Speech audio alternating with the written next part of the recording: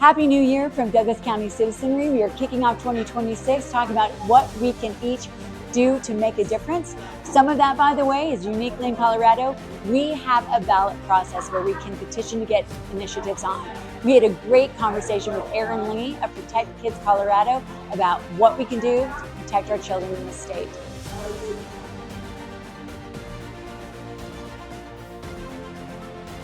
Well, there's all kinds of great things, because here's a really positive thing about Colorado. We, the people, are allowed to have petitions and get things on the ballot that if our legislature doesn't want to, we have a way to do that. And one of the champions of doing that right now is Erin Lee. So let's invite Erin Lee on up here.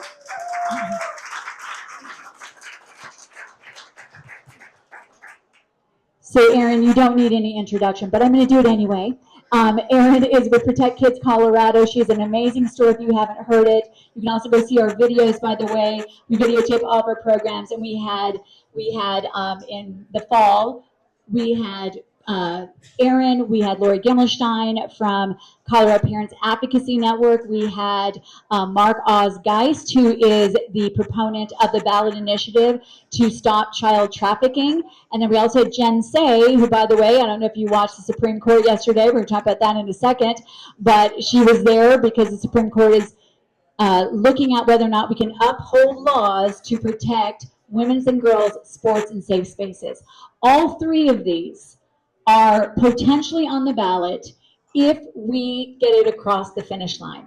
So, Erin, let's talk about the one that you're the proponent for, first of all. Just tell them a little bit more about that, and then we're going to talk about where we are in the process. Thank you. So I'm actually the proponent on all three, but we're lucky to have Jen and Mark as the real celebrities, as the faces of these issues, which stricter penalties for child sex trafficking. As we know, you can rape 3 children on 3 separate occasions, and you are guaranteed probation in Colorado, and the perpetrators know that. So we have a desperate need for stricter penalties for child sex trafficking, the girls' sports issue, which went to the Supreme Court yesterday. And what that means is when our ballot measure passes, the Supreme Court decision means that it can be upheld, that it cannot be overturned, it will be deemed constitutional, and we won that argument yesterday. And then the initiative I'm the face of is stopping these irreversible sex change procedures on children. How wild that even needs to be said, or that we need a law to stop it. One of the big pushbacks I get is, well, that's not happening here. It is. In fact, if you go to stoptheharmdatabase.com, do you know Harm did, based on public insurance data, they found that 14,000 children from 2019 to 2023 had been surgically mutilated, and that was billed to insurance. So that doesn't even cover self-pays, NGO pays, fraudulent coding, which is a huge portion of these. They, designated a undiagnosed endocrine disorder and give these kids wrong sex hormones and surgeries. So it is a massive problem. In fact, Children's Hospital Colorado is under investigation by the DOJ and the FBI right now for female genital mutilation. And there are 60 hospitals in Colorado who, on the record, have mutilated children. And we're winning this battle. It's interesting to see that Gen Z right now, the number who identifies transgender is plummeting. It's a fad, but it's one of the most damaging fads to ever attack any generation. So this is needed immediately to make sure those children here right now are not going through this. So it's very, very positive. I have to read something because it's just funny. Sometimes you read transcripts from, I never would think the Supreme Court transcripts would be humorous, but this was the case yesterday when the ACLU attorney was trying to argue about why that it shouldn't be a protected class of women and girls sports. And here's the interaction. I wish I could do the voices. Justice Alito says, and what is that definition for equal protection purposes? What does it mean to be a boy or a girl or a man or a woman? The ACLU attorney says, sorry, I misunderstood your question. It says, we do not have a definition for the court. We're saying that it should not exclude birth sex males. It doesn't make sense. And then his argument does not make sense. And then Justice Alito said, well, how can a court determine whether there's discrimination on the basis of sex without knowing what sex means? There you go. The highest court in the land. And Ketanji Brown Jackson, I'm sure, who is not a biologist, was very confused at this moment. But we're winning. We are winning. And we're winning here in Colorado because of people like Erin. Kevin does so much on this. Lori, Mark, everybody, Jen. But we need to get this across the finish line. If you have not signed these petitions, I have them here. I'm a circulator and sign them afterwards if you haven't signed them. But let's talk about where we are in the process. So once it gets rolling, you only have a certain amount of time to get a certain number of signatures. Where do you stand on this, and what's the deadline? Yeah, so we had 180 days from the time we cleared the title board, and thank God we had Scott Gessler on our side, so we just breezed right through the title board. They tried to argue that Colorado voters would not know what male and female mean according to reproductive organs. Gessler was not having that. So our timeline started in September, and our deadline to turn into the Secretary of State is February 16th. That's our drop dead. So really, we need to start getting petitions back now so that we can have an accurate count, cure, scan all of these in, and be prepared to submit on the 16th. And we have calculated that we are over the 75% mark. So you need 125,000 roughly valid signatures, which means we really need 200,000 because Jenna is chomping at the bit to invalidate up to 30% of these signatures. And so we're over the 100,000 mark, but it's really going to take a huge push here in these last 3 to 4 weeks to get us over the finish line. And I should note that we're an all volunteer effort. The most that has ever been, according to Gessler, gathered on a volunteer basis is 20,000 signatures. We're already over 100,000. So what a move of Coloradans. In fact, will you raise your hand if you're a petition circulator? Okay, not bad. Oh, real quick, how many of you know 20 people? Like, raise your hand if you know 20 people. Okay, you can be a petition circulator, and we've got them here. So I encourage people to take them.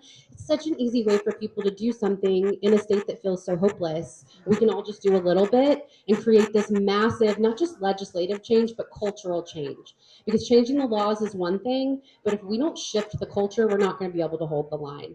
And so it's imperative that Coloradans step up and just have conversations in your own sphere of influence about these issues that are prevalent here. And when I was sharing the statistics earlier where independents are independents because they think both parties are extreme, what they call out on the far left side are these kind of extreme woke issues, the transitioning of children and all of these other things. And so this is not a scary thing to get out and talk to people about. The vast majority do agree. I think it's 75% of all Democrats even agree in protecting girls' sports and safe spaces. And that it's just a conversation from there. And I want to ask you to share this, but my understanding is like the sex trafficking one, it polled where the penalty wasn't even severe enough. Everybody wanted like death or chopping things off or whatever, just increasing. I mean, people are on it with us on this issue. Can you share any of that data? Yeah, we did some focus groups and polling, and that was like a 95-5 issue. And you're right, they were striking out life in prison, no chance of parole, and writing in death penalty. We don't have death penalty in the state of Colorado, but certainly that stricter penalty, again, because you can rape 3 children 3 times. We need to set a penalty that deters victims from even occurring. It's one thing to put them in prison for life. I'm all for that, but let's stop it from even happening. And then the girls' sports and the surgeries issue. Actually, the New York Times a year ago put out a poll that it was an 80-20 issue in the New York Times. And we've shifted culture so much in that year since they posted that. So really, these are like 90-10 issues, and we're certain that when they make the ballot, they will pass. So that's something we can all do. And the thing I do love about Colorado is we have this ability as we the people, because, for instance, let's take example, the sex trafficking. The legislature, not because of the great people that are here, but those who are on the other side of the aisle, kept refusing to increase the penalties. They kept refusing to make it a stricter felony level. So the people were like, well, we're going to do it then. And this very thing, by the way, these conversations with our neighbors are where we can begin to move the Overton window on every other front as well. They can see when we talk to our neighbors, we're the people of reason that want to come together and protect the most innocent amongst us. So this is a great way to get involved. That's what tonight is about. So if you haven't signed the petition, please do. If you can, circulate. If you know 20 people, everybody knows 20 people. John Mencken knows way more than that right here in Castle Rock. So you're taking 100 with you, my friend. No. but we can all do it, and it's not a scary thing because people are agreeing with us. So any last words you want to share, Erin? She's been running all over, by the way, and ran over here, so I appreciate anything else you want to share. I just encourage people, again, we're down to the wire. We can do this. We're within striking distance, but it really is going to take more people jumping in and just doing your little part. And I just want to add that legislatively, Colorado is the worst state on this issue. As I was in DC all last week, and people are apologizing to me. Like, I'm so sorry you live in Colorado. Because gender ideology is our state mandated religion. I mean, we criminalized putting the correct sex on a death certificate last year. We criminalize parents who aren't willing to transition their kids like I wasn't. I would lose my kids under 13, 12. So it's just so important that we move the needle, and we show all these other blue states. 27 states have passed these laws. They're all red states. We would be the first state to do this from the blue territory, and we would be the first to do it by the will of the people. We're so lucky to have this process. Only about half of the states have the ballot measure process, where we, the people, can circumvent the radical socialists running our country and just do it ourselves. But we have to take advantage of it. So I hope that you will get involved. And I want to brag one other thing about Erin and Lori and everyone who's involved in this. What's been created in our state through this process, it almost made it last time, but they just fooled around with the process and delayed it so they did not have enough time. But a network of individuals got connected who are not connected before, and that is the very infrastructure and synapses that we need in this state as we push forward on other issues as well. So this is where we are winning. It may not feel like we're winning, but in the groundswell, we are winning when we talk about the issues. So I encourage everyone to get involved, and I want to give a huge round of applause. Erin has been through so much, and she is just a champion of all this. So we appreciate you. All right, speaking of, do we want any questions? I think you just wowed them into silence. So no. Okay, great. Thank you, Erin. Thank you so much. And do make sure to get petitions. Are you able to stay, Erin? I'm not, but Steve Robin and Okay, perfect. Perfect. Thank you. And if you want to see the documentary of what Erin Lee and her family went through, it's artclubmovie.com. Yes. Artclubmovie.com. Erin has an amazing story. She has shared it far and wide in here before. So if you want to hear it again, it's pretty phenomenal. And by the way, it's why we made the documentary, Whose Children Are They? Share Art Club with someone who doesn't believe you. Share Whose Children Are They with someone who doesn't believe you, and we can begin to persuade people. Okay.